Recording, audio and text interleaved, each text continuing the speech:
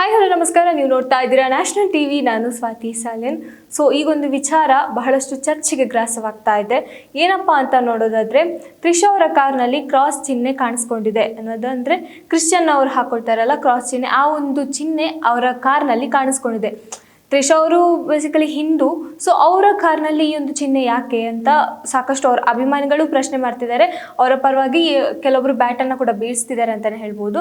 So ಇದನ್ನೆಲ್ಲ ನೋಡ್ತಿದ್ದಾಗ ವಿಜಯ್ ಅವರು ಅಂದರೆ ವಿಜಯ್ ತಳಪತಿ ಅವರು ಕ್ರಿಶ್ಚಿಯನ್ ಆಗಿರೋ ಕಾರಣ, ಸೊ ಈ ಒಂದು ಅರ್ಥವನ್ನು ಕೊಡೋಕೆ ಅಂದರೆ ವಿಜಯ್ ಅವ್ರ ಜೊತೆ ನಾನು ಮದುವೆ ಆಗ್ತಾ ಇದ್ದೀನಿ, ವಿಜಯ್ ಅವ್ರ ಜೊತೆ ನಾನು ಈಗಲೂ ಸಂಬಂಧದಲ್ಲಿ ಇದ್ದೀನಿ ಅನ್ನೋದು ಅಂತ ಹೇಳ್ಕೊಳ್ಳೋಕೆ ಈ ಥರ ಮಾಡ್ತಿದ್ದಾರೆ ಅಂತ ಸಾಕಷ್ಟು ಒಂದು ಜನಗಳ ಮಾತುಗಳನ್ನು ಕೇಳಿ ಬರ್ತಾ ಇದೆ. ಜನಗಳ ಕಡೆಯಿಂದ ಈ ಮಾತುಗಳು ಕೇಳಿ ಬರ್ತಾ ಇದೆ. ಸೊ ನಾವು ಆಲ್ರೆಡಿ ಗೊತ್ತಿದೆ ಯಾವ ವಿಚಾರಕ್ಕೆ ತ್ರಿಷಾ ಅವರು ಮತ್ತೆ ವಿಜಯ್ ಅವರೊಂದು ಚರ್ಚೆಗೆ ಗ್ರಾಸವಾಗ್ತಾ ಇದ್ದಾರೆ ಅನ್ನುವಂಥದ್ದು. ಸೊ ಅವರ ಮದುವೆ ವಿಚಾರವಾಗಿ, ಸೊ ಅವರ ಹೆಂಡತಿ ಸಂಗೀತ ಅವರಿಗೆ ಡಿವೋರ್ಸ್ ಅನ್ನು ಕೊಡ್ತಿದ್ದಾರೆ. ಈಗಲೂ ಕೂಡ ಆ ಕೇಸ್ ಕೋರ್ಟಲ್ಲಿದೆ. ಆದರೂ ಕೂಡ ಆ ಕೋರ್ಟ್ ವಿಚಾರವನ್ನು ಬಿಟ್ಟು ಈ ಕಡೆ ನೋಡಿದಾಗ ಇವರಿಬ್ಬರ ಒಂದು ನಡವಳಿಕೆ ಆಗಿರ್ಬೋದು, ಅಥವಾ ಇವರಿಬ್ರು ಎಲ್ಲಾದ್ರೂ ಹೋಗೋವಂಥ ವಿಚಾರ ಬಂದಾಗ ಮ್ಯಾಚಿಂಗ್ ಡ್ರೆಸ್ಗಳಾಗಿರ್ಬೋದು, ಅಥವಾ ಈಗಲೂ ಕೂಡ ಅಷ್ಟೇ ಅವರು ಒಂದು ಏನಾದರೂ ಮಾತಾಡಿದಾಗ ಇದಕ್ಕೆ ಯಾವುದೇ ರೀತಿಯ ಒಂದು ರೆಸ್ಪಾನ್ಸ್ ಕೊಡ್ತಾ ಇಲ್ಲ. ಈಗ ಯಾವುದೇ ಒಂದು ವಿಚಾರವನ್ನು ಕ್ಲಾರಿಟಿ ಕೊಟ್ಟು ಏನಾದರೂ ಹೇಳಬೇಕು, ಬಟ್ ಇವರೆಲ್ಲೂ ಕೂಡ ಒಂದು ಕ್ಲಾರಿಟಿಯನ್ನು ಕೊಟ್ಟಿಲ್ಲ. ಈ ಸುಳ್ಳು ಸುದ್ದಿಗಳು ಹೇಗೆ ಹೋಗ್ತಿದೆಯೋ ಹಾಗೆ ಹೋಗಲಿ ಅನ್ನೋ ರೀತಿಯಲ್ಲಿ ಅವ್ರು ಬಿಟ್ಟಿದ್ದಾರೆ ಅಂತಲೇ ಹೇಳ್ಬೋದು.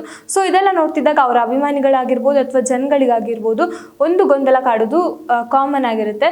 ಸೊ ಇದೀಗ ಅವರು ಒಂದು ತಮಿಳ್ನಾಡಲ್ಲಿ ಮತವನ್ನು ಚಲಾಯಿಸಿ ಕಾರ್ ಹತ್ತಾರೆ. ಕಾರ್ ಹತ್ತದ ಮೇಲೆ ಅವರು ನಾವು ವೋಟ್ ಮಾಡಿರುವಂತಹ ಕೈಯನ್ನು ತೋರಿಸ್ತಾರೆ, ಅಂದರೆ ಏನು ನೀಲಿ ಬಣ್ಣವನ್ನು ಹಾಕಿರ್ತಾರೆ, ಸೊ ಅದನ್ನು ತೋರಿಸ್ತಾರೆ. ಅದನ್ನು ತೋರಿಸಿದ ತಕ್ಷಣ ಅವರ ಅಭಿಮಾನಿಗಳ ಕಣ್ಣು ಅವರ ಕಾರ್ನಲ್ಲಿದ್ದ ಆ ಒಂದು ಕ್ರಾಸ್ ಚಿಹ್ನೆಗೆ ಹೋಗುತ್ತೆ.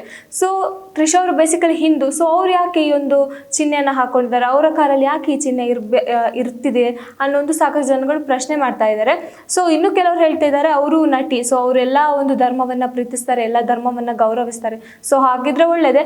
ಆದರೂ ಕೆಲವೊಬ್ಬರ ಜನಗಳ ಕೆಂಗಣ್ಣಿಗೆ ಗುರಿಯಾಗಿದ್ದು ವಿಜಯ್ ಮತ್ತು ತ್ರಿಷಾ ಅವರ ನಡುವೆ ಸಂಬಂಧ ಇದೆಯಾ, ಅವರು ಮದುವೆ ಆಗ್ತಿದ್ದಾರಾ, ಮದುವೆ ಆಗುವಂಥ ಸೂಚನೆ ಏನಾದರೂ ಕೊಡ್ತಾ ಇದ್ದಾರಾ, ಈ ಥರ ಹೇಳುವಂಥದ್ದು.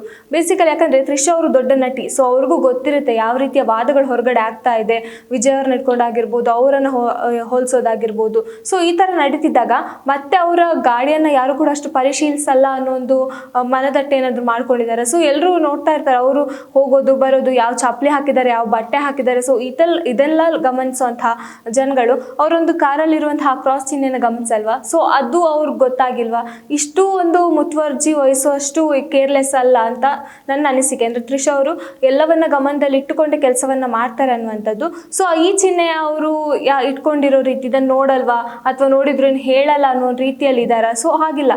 ಸೊ ಆ ಒಂದು ಚಿಹ್ನೆನ ಅವ್ರು ಯಾಕೆ ಇಟ್ಕೊಂಡಿದ್ದಾರೆ, ಯಾತಕ್ಕಾಗಿ ಆ ಕ್ರಾಸ್ ಚಿಹ್ನೆನ ಅವ್ರು ಕಾರಲ್ಲಿ ಇಟ್ಕೊಂಡಿದ್ದಾರೆ, ಅವರು ಏನಾದರೂ ಆ ಒಂದು ಧರ್ಮವನ್ನು ಪ್ರೀತಿಸಿ ಗೌರವಿಸಿ ಮಾಡ್ತಾ ಇದ್ದಾರೆ, ಸೊ ಈ ಥರನೂ ಪ್ರಶ್ನೆ ಬರುತ್ತೆ. ಸೊ ಒಟ್ಟಾರೆಯಾಗಿ ಜನರ ಕಣ್ಣಿಗೆ ಬಿದ್ದಿದ್ದು ಅವರು ಕ್ರಾಸ್ ಚಿಹ್ನೆಯನ್ನು ಹಾಕೊಂಡಿದ್ದು. ಆದಮೇಲೆ ವಿಜಯ್ ಅವರು ಕೂಡ ಕ್ರಿಶ್ಚಿಯನ್ ಆಗಿರೋ ಕಾರಣ ಇವರಿಬ್ಬರ ನಡುವೆ ಸಂಬಂಧ ಇದೆ, ಇವರಿಬ್ಬರು ಮದುವೆ ಆಗ್ತಿದ್ದಾರೆ ಅನ್ನೊಂದು ಸೂಚನೆ ಕೊಡ್ತಾ ಇದ್ದಾರೆ ಅನ್ನುವಂಥದ್ದು. ಸೊ ಹಾಗಾಗಿ ಕಾರಲ್ಲಿದ್ದ ಕ್ರಾಸ್ ಚಿಹ್ನೆ ವಿಜಯ್ ಅವರ ಧರ್ಮವನ್ನು ಹೋಲುತ್ತೆ, ವಿಜಯ್ ಅವರಿಗೆ ಈ ಚಿಹ್ನೆ ತುಂಬ ಹತ್ತಿರವಾಗಿರುವಂಥದ್ದು. ಸೊ ಆ ಥರ ಮಾತುಗಳು ಕೂಡ ಬರ್ತಾ ಇದೆ. ಅದೇನೇ ಇರಲಿ, ವಿಜಯ್ ಮತ್ತು ಅವರ ಸಂಗೀತ ಅವರ ಏನು ಈ ಕೇಸ್ ನಡೀತಾ ಇದೆ ಅದೀಗ ಕೋರ್ಟ್ನಲ್ಲಿ ಹಾಗೆ ಇದೆ. ಅದರ ನಡುವೆನೂ ಕೆಲವೊಂದು ವಿಚಾರಗಳು, ವಿವಾದಗಳು ಇಬ್ಬರ ನಡುವೆ ಚರ್ಚೆಗೆ ಗ್ರಾಸವಾಗ್ತಾ ಇರೋದಂತಂತೂ ನಾವು ನೋಡ್ತಲೇ ಬಂದಿದ್ದೀವಿ.